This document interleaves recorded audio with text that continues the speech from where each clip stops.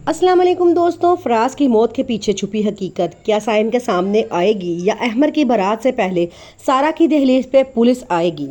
Drama serial Humraaz की कहानी मोहब्बत, धोखा, राज और इंतकाम के गिर्द घूमती है। मरकजी किरदार एक खुद साख्ता अमीर शख्स का है जिसकी कारोबारी जहानत इसके माजी के साय को छुपाती है। इसकी मुलाकात एक हमदर्द सोशल वर्कर से होती है जिसकी अपनी ज़िंदगी में कई राजों से भरी पड़ी होती है। इन दोनों की ज़िंदगियों का टकराव एक पेचीदा रिश्ते को जन्म देता है जो वक्त के साथ साथ मुख्तलिफ आजमाइशों से गुजरता है। कहानी में पोशीदा सच्चाइयाँ, माजी के राज और किरदारों के दरमियान कश्मकश ड्रामे को मज़ीद दिलचस्प बना देती है।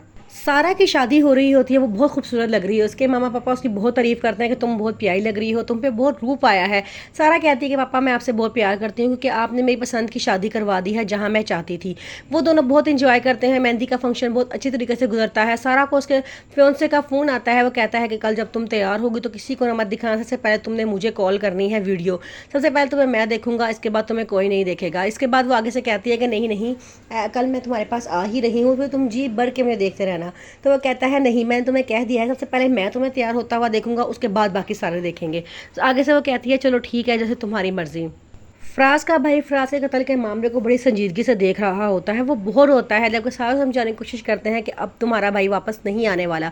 जिसे वो कहता है कि नहीं, मैं इस मामले को इतनी आसानी से दबने नहीं दूंगा। मैं देखूंगा कि कौन था जिसकी वजह से मेरे भाई ने खुदकुशी की है या उसकी डेथ हुई है। तो वो पुलिस को फ़ोन करता है। पुलिस उसको फ़ोन पर बताती है कि कल फराज किसी होटल में लड़की से मिला था। तो वो कहता है कि मुझे इसके बाद उस लड़की के बारे में मुझे मुकम्मल जानकारी दें। कहती है ठीक है, आप फिक्र ना करें, मैं आपको 10 मिनट तक कॉल करती हूँ। वो उसके बारे में सारी मालूमात इकट्ठी करती है और दोबारा उसको फ़ोन करती है और बताती है कि उस लड़की का नाम सारा है जिससे लास्ट टाइम वो मिला था।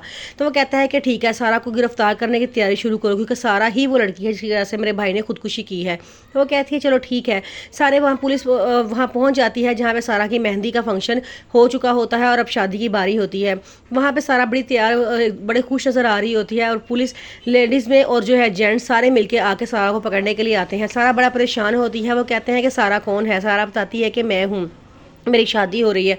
तो वो कहते हैं कि आपको हमारे साथ थाने चलना होगा। सारा बड़ा परेशान होती है और कहती है क्यों, खैर तो है, मुझे थाने क्यों जाना होगा।